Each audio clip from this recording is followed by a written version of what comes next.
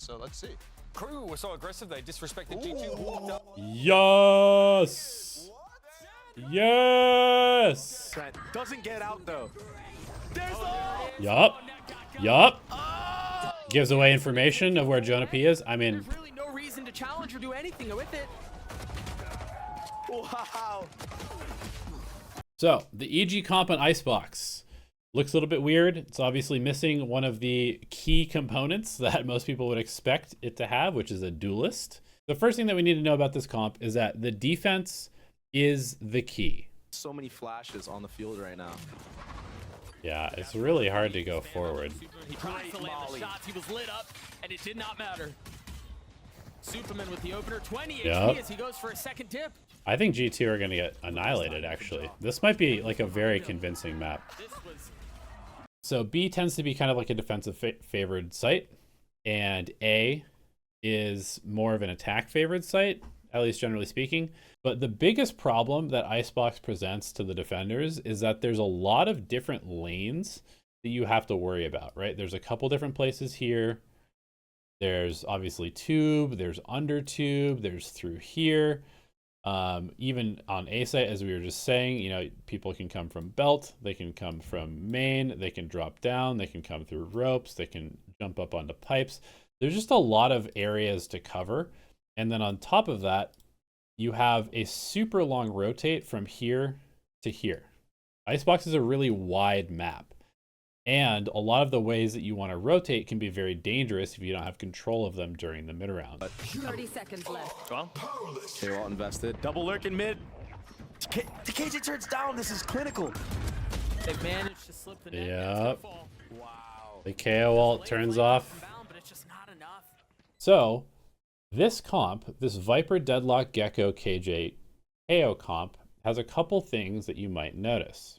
Deadlock is an agent that has seen zero play in the professional scene so far and is widely regarded to be absolutely terrible. This is not a traditional Sentinel, right? The simplest way to think about Deadlock, in my opinion, at least on the defensive side, is that Deadlock allows you to place 2 breach traps every round, right? Think about how on Split, you have breach, you've got maybe like a Cypher, you've got like a Cypher camera that spots somebody, and then breach stuns off of Cypher camera contact, and then people swing off of that contact and get a kill. So Deadlock basically provides this. Deadlock gives you this play twice that you can put anywhere on the map.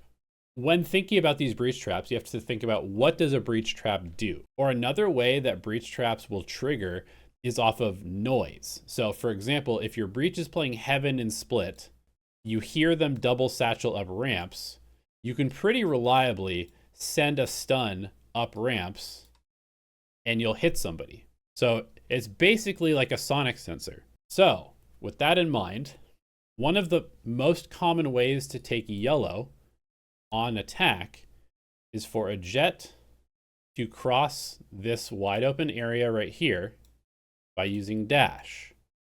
And so you'll see this play super commonly where you've got your KO or whoever else is your flash character. They throw a flash, get dashes, and now you have yellow. And so let's say there's a Fenny Viper over here.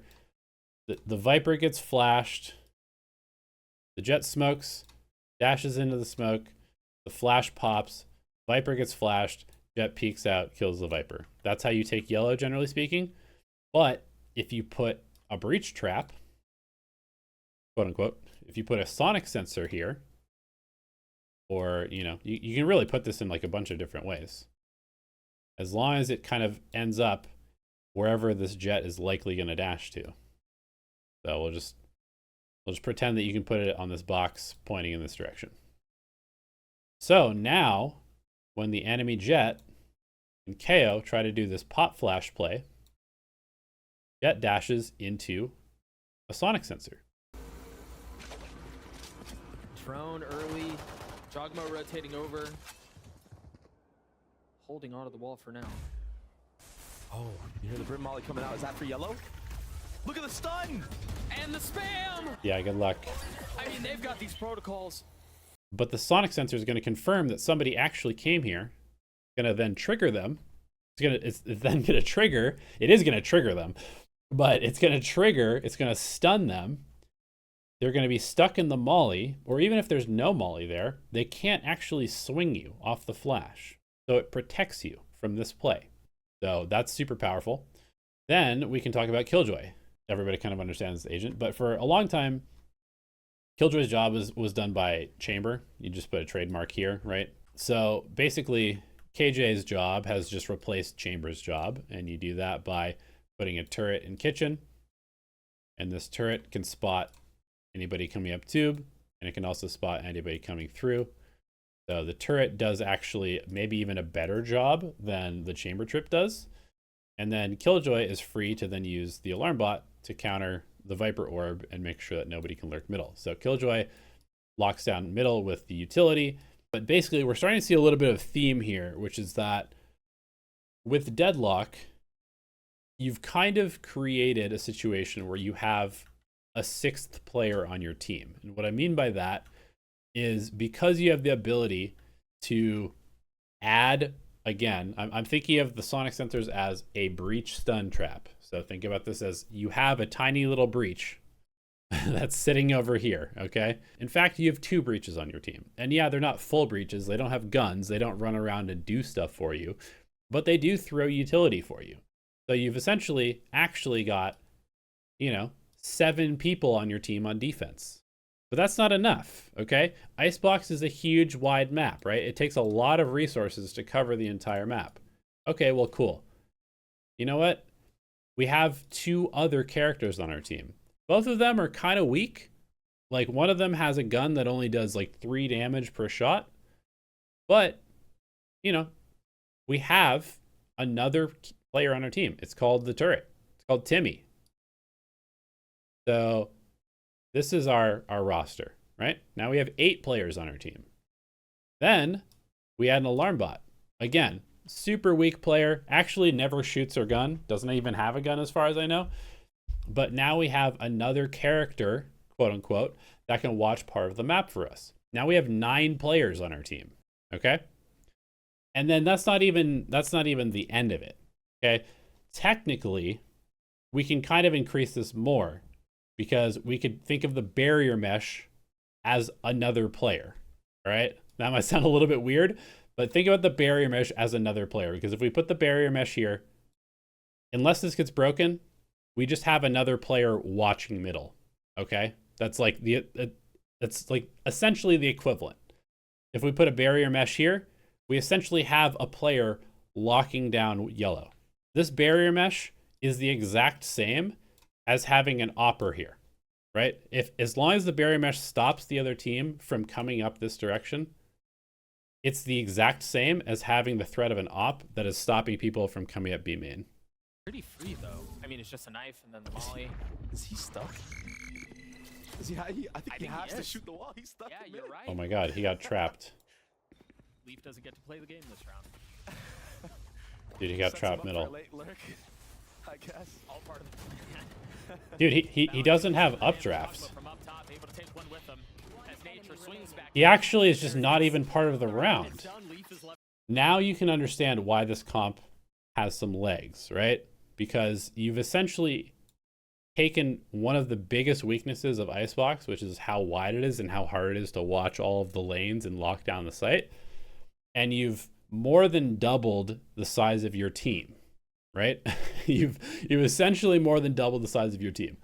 And then we could even, maybe even include the wingman utility as like another player if we add them all together, okay? So we've got insane amount of resources to cover the map. Now G2 really needs to figure out how to counter this, because if they try to play this game standard, Icebox, they're going to get absolutely shit on. It's like all traps. Everything is just going to be, how do we disarm the traps? Do we have the discipline to feel out the rounds slowly, disarm the traps, take space?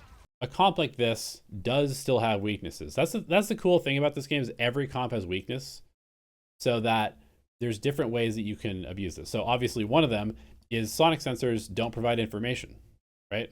So if you have 2 sonic sensors set up like this, and you got a Viper hanging out over here, and they're left alone, which they often are, because again, we're counting this basically as if there's like 2 or 3 players watching yellow, and so as a result, EG is spreading their players out across the map a lot wider. So, you know, we've got like a Deadlock playing, let's just say here, we've got a Killjoy playing here, we've got a Gecko and a KO playing over here, right? So nobody's really watching each other's backs because they have all this other utility and stuff that's watching their back for them. So you can take advantage of that by, you know, what we saw Leaf do a couple of times, which is basically you just walk up. It's a fake though. They dart back sight, but again, I mean, you have so much passive info. It doesn't matter if you necessarily bite a little bit harder on this fake because you still have all this utility. Oh, they're ahead of it though. Wise to it already. Oh, 30 seconds left. first one found. Yep. Should be traded. Oh, Jogamo just barely misses him. But you got to be really patient because you can't go fast. You don't know where the traps are. You go too fast, maybe you run into an op. Maybe you run into a sonic sensor. Maybe you run into Killjoy utility. So you have to be very patient. You have to be very diligent. You have to be kind of like just super careful. Walk, walk, walk. Okay, I hear the sensor. Walk, walk, walk, walk. Okay, Viper's checking over here. I just walk out behind her. Boom. Okay, so that is the way that you kind of deal with this comp, is you have to take advantage of the gaps that are being left because the utility is what is being relied on to watch those gaps. They're going to have to be much more willing to just contact stuff. And one last thing that you can do against a comp that's super, super util heavy like this is you have to just be willing to take your ones. And that's another thing that G2 started doing on the attack, is that you just have to be willing to be like, well, because there's utility helping this player hold this area of the map, if I just go there myself and win a gunfight against them one-on-one, it's going to be a one-on-one. So if I can come out here, I can kill one of their players, there's just nobody to help them. I don't have to worry so much about being traded. So I have to be willing to actually just walk up, take a risk, maybe dry swing something, and just take a fight and win that fight, and that will unlock the map for it. And now, I imagine that at this point, EG is going to pick up an operator. And it's either going to be the Viper opping, or it's going to be the Deadlock opping. Well, yep, there's the operator. I told you. Now that EG knows that GT is going to be walk contacting stuff, the operator becomes high value. They've been focusing on building those ults. Maybe they can snowball from this point on.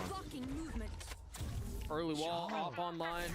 What is this? The Deadlock op. Ranked is going to be very fun after this game. You wonder here too if he's got to hide from this. The drone sucks now, so it's not going to see him. You know, they figure out, wait, we can just slow walk the sensors. Now you're going to have to deal with an op on the other side, and there it is, value found. That's sort of like the general idea of the defense side of this comp. Now let's talk a little bit about the attack, and it's going to kind of follow the same concept. This is a site with no choke points, right? The choke point at A doesn't really exist. The choke point at B does kind of exist. That's why we do have this jet dash play to get to yellow. But it's not the worst choke point in the game. This is no ascent by any means, right? There's no like singular choke that's really hard to get through. And like I said, there's many, many paths to the site. So there's lots of opportunities to find your way, even without a duelist. So that's factor number one that makes this comp viable.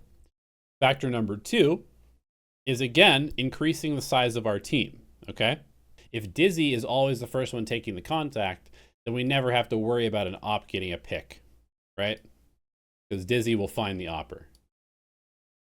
If we are trying to plant on site, again, sure wish we had a duelist who could play super aggressively and, you know, take space and make sure that our plant was safe. Well, it actually doesn't matter that much because we can plant with Wingman, right?